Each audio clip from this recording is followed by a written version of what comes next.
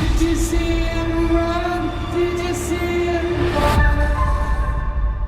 Thank you so much for your time, Tom. I appreciate it. No, absolutely. Joandra, it's nice to see you. How are you? I'm wonderful, thank you. And just as wonderful as your performance. When I watched Danny and Raya interact, so much of that interaction takes place in a singular room. As someone who is not just a performer, but someone who enjoys the arts and witnessing it, what did you enjoy most about watching Danny and Raya's interaction when you had a chance to watch it back? I think what I love about those scenes is that there's no distraction. You know, sometimes when you're watching a film or you're shooting a scene, you can distract the audience away from mediocre writing or bad storytelling just in what you're doing on set. But when you do have two actors just sitting opposite each other in a room, there's not really any props. It is just about the story, the performance, and the character. I just really admire that Akiva was able to find a way to make those sections of the show so compelling, and I ultimately think that they are some of the best scenes in the show. I couldn't agree more. The talking to Amanda, you both have in common this ability to select some very memorable roles. This is no exception. When you think of all the roles that you were attracted to, does Danny have in common anything? Is there a common thread with Danny and other roles that you portrayed that makes it even more enticing to you? I'd say the thing that was most enticing about Danny was that he is nothing like anything I've done before. Taking on this job was a completely new mountain to climb. I love new challenges. I can't lie and say that I wasn't terrified about taking on this job.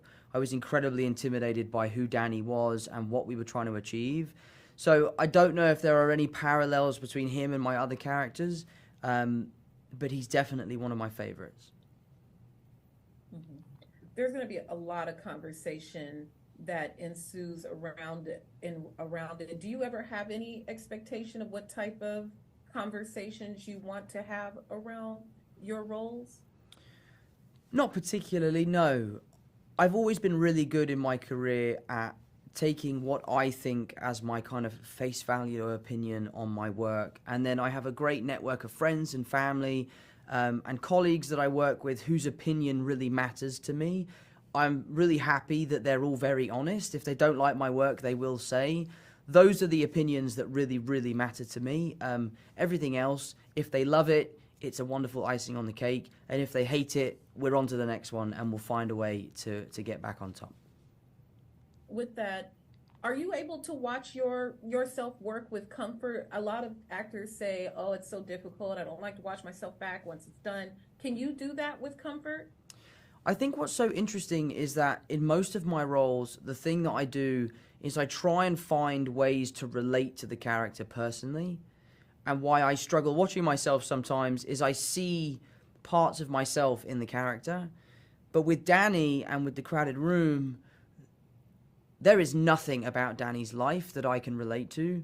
So he is completely pure, he is completely untouched by any of my personal life. So when I watch this show, I really do lose myself in the character, and I don't see myself, I see Danny.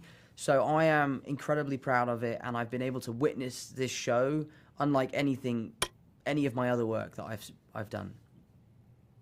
It is brilliant. Thank you so much for your time. Have a wonderful premiere. Really, really enjoyed it, and your work as always. Thank you again. Thank you. I appreciate it. Thank you. Take care.